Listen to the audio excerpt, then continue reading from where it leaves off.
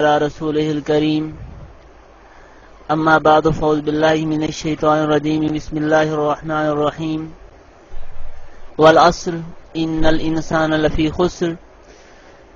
إلا الذين آمنوا وعملوا الصالحات وتواصوا بالحق وتواصوا بالصبر وقال النبي صلى الله عليه وسلم الكيس من دان نفسه وعمل لما بعد الموت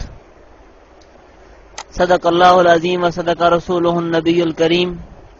ونحن على ذلك لمن الشاہدین والشاکرین والحمد للہ رب العالمین رب زدنی علما وارزقنی فہما رب اشرح لی صدری ویسر لی امری واحلل عقدۃ من لسانی یفقہوا قولی اللهم صل على محمد وعلى آل محمد كما صليت على إبراهيم وعلى آل إبراهيم إنك حميد مجيد اللهم بارك على محمد وعلى آل محمد كما باركت على إبراهيم وعلى آل إبراهيم إنك حميد مجيد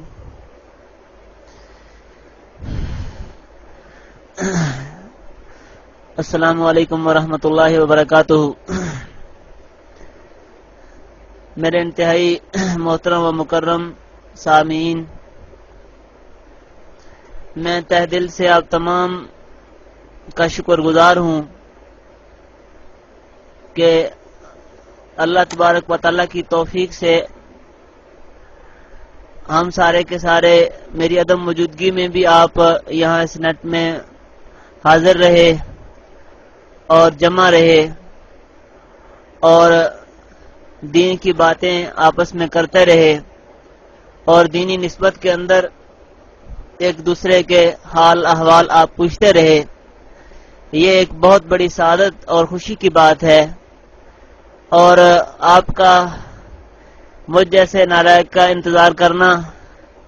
یہ بھی ایک میرے لیے بھی سعادت ہے۔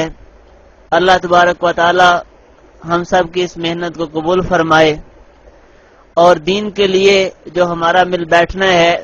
چاہے وہ ایک سیکنڈ کے لیے ہو، اللہ تعالیٰ اس کو ہی قبول فرما لے۔ ایک محدث کے بارے میں آتا ہے کہ انہوں نے دنیا کے اندر بہت سارا دین کا کام کیا، بہت بڑی بڑی حدیث کی کتابیں لکھیں، بڑا علوم انہوں نے پھیلایا۔ جب وفات ہوئی تو ان کے کسی شاگرد نے خواب میں دیکھا اور پوچھا کہ حضرت کیسے بنی؟ انہوں نے فرمایا کہ کوئی عمل بھی اللہ تبارک و تعالیٰ نے میرا ایسا نہیں کہ جس کو میرے سامنے اس کی مدح کی ہو اور میری بخشش کا ذریعہ اس کو بتایا ہو، سوائے ایک عمل کے، اور وہ یہ تھا کہ ایک دفعہ میں لکھ رہا تھا اور میری جو سیاہی میری قلم کو لگی ہوئی تھی اس کے اوپر آ کر مکھی بیٹھ گئی۔ میں نے تھوڑی دیر کے لیے قلم کو روک دیا تاکہ قلم اگر میں چلاؤں گا تو مکھی اڑ جائے گی، اور مکھی پیاسی ہے تو اس سیاہی کو پی لے۔ تو میرا وہ تھوڑی دیر کے لیے قلم اس مکھی کے لیے روکنا اللہ تعالیٰ کو بہت ہی پسند آیا۔ اللہ تعالیٰ نے اسی عمل کے لیے میری بخشش فرما دی اور کہا کہ جا تجھے معاف کر دیا،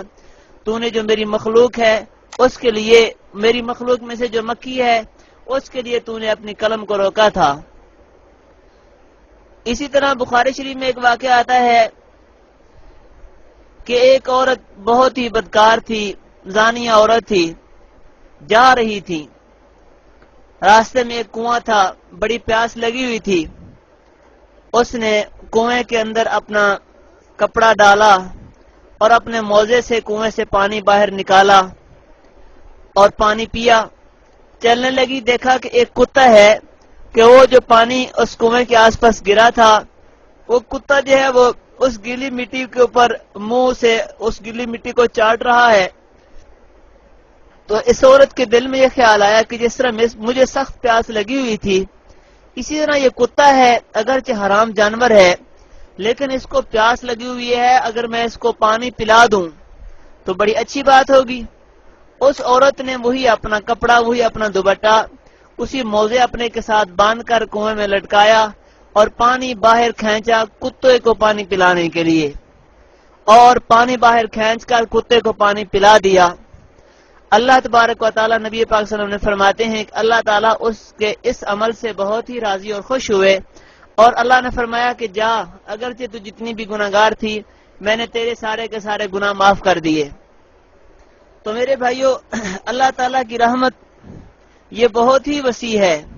اور اللہ تبارک و تعالیٰ کی رحمت ہر وقت جوش میں ہے. ہر وقت اللہ تبارک و تعالیٰ کی رحمت دن میں بھی رات میں بھی جوش میں ہے. کل یوم ہوا فی شان. اللہ تعالیٰ کی رحمت، اللہ تعالیٰ کی ہر وقت ایک شان میں، ایک حالت میں اللہ ہوتے ہیں. اور بالخصوص رات کے وقت حدیث پاک میں آتا ہے کہ اللہ تبارک و تعالیٰ جو آخری حصہ رات کا ہوتا ہے، اس میں تو اللہ تعالیٰ آسمان دنیا پر نزول فرما کر اپنے ہاتھوں کو پھیلا کر پوری دنیا والوں کو کہتے ہیں کہ حل من مستغفرین اغفر لہو، کہ کیا ہے مجھ سے کوئی معافی مانگنے والا کہ میں اس کو معاف کر دوں. حل من مسترزقین ارزق لہو، کیا ہے مجھ سے کوئی رزق مانگنے والا کہ میں اس کو رزق دوں. تو میرے بھائیوں، اصل میں ہماری جو زندگی ہے، اور اصل میں جو ہماری رہائش ہے، اور اصل میں جو ہماری عزت ہے، وہ آخرت کی ہی عزت ہے. یہ دنیا تو ہم ایک دارالامتحان ہے جہاں ہم وقت گزار رہے ہیں، اور یہاں کی حیثیت، یہاں کے مال و اسباب، یہاں کی رونقیں، یہاں کے باغات، یہاں کی اچھی کوٹھیاں اور مکانات، ان کی کچھ بھی حیثیت نہیں ہے، اور یہ آخرت کی نعمتوں کے مقابلے میں بالکل کل عدم ہے. نبی پاک صلی اللہ علیہ وسلم نے فرمایا الدنیا جیفتن، دنیا ایک مردار ہے، وطالبها کلاب، اور اس کے طلب کرنے والے فرمایا کہ وہ کتے ہیں. اور آگے فرمایا کہ مگر وہ علم جو دین کی طرف رہنمائی کرے، اور وہ آدمی جو اللہ کے ذکر میں مشغول ہو. یہاں کی قبولیت یہ بھی علم کی وجہ سے ہے اور دین کی وجہ سے ہے، اور یہاں کی حقیقی عزت یہ بھی دین کی وجہ سے ہی ہے. یہ دین کی برکتوں سے ہی اللہ تعالیٰ انسان کے دل کو سکون دیتے ہیں، اور دین کی برکتوں سے ہی اللہ تبارک و تعالیٰ انسان کی پریشانیوں کو ختم کرتے ہیں. دنیا کے اندر اچھے مال کا ہونا یہ سکون کا باعث نہیں ہے. حضرت مولانا اشرف علی تھانوی رحمۃ اللہ علیہ نے قرآن پاک کی 100 سے زیادہ آیات سے اس بات کو ثابت کیا ہے اپنی کتاب حیات المسلمین کے اندر. فرمایا ہے کہ راحت کے اسباب اور چیز ہے اور راحت اور چیز ہے، کہ راحت کے اسباب تو ہمیں بعض دفعہ میسر ہو جاتے ہیں کہ ہمارے پاس ایک بہترین اعلیٰ قسم کا بیڈ ہے، ہمارے پاس ایک اعلیٰ قسم کا کمرہ ہے، اس میں بہت ہی نرم جو ہے قالین بچھی ہوئی ہے، اے سی اس میں لگے ہوئے ہیں، طرح طرح کے جو ہے نا وہ بیل بوٹے اس کی دیواروں کے اوپر بنے ہوئے ہیں، اور بڑے بڑے مخمل کے خوبصورت جو ہے وہ پردے لٹکے ہوئے ہیں. یہ اسباب راحت ہیں. فرمایا کہ اسباب راحت تو ہیں، لیکن راحت جو ہے وہ ان اسباب سے نہیں مل سکتی. دل کو جو راحت ہے اور دل کا جو چین ہے وہ اللہ تعالیٰ کی رضا اور اللہ تعالیٰ کے احکام پر عمل کرنے سے ملتا ہے. اور جو بندہ اللہ تعالیٰ کو اس کی رضا کے مطابق، اس کے احکام کے مطابق مناتا ہے، اللہ تعالیٰ جو ہے اس سے راضی ہو کر اس کو دلی سکون دیتے ہیں. تو اصل میں تو جو انسان کے مزے ہیں، دیکھو ہم دنیا کے اندر آ گئے ہیں، اور ایک بزرگ نے بڑی اچھی بات فرمائی. انہوں نے کہا کہ جس طرح چکی کے 2 پڑ ہوتے ہیں، ان 2 پڑوں کے درمیان جب دانہ آ جاتا ہے تو وہ پس کر ہی نکلتا ہے، پسے بغیر نہیں نکلتا. اسی طرح یہ زمین و آسمان یہ چکی کے 2 پڑ ہیں. جب ہم ان کے درمیان میں آ گئے ہیں اور ہم عاقل بالغ ہو گئے ہیں، اور بالغ ہونے کے بعد ہم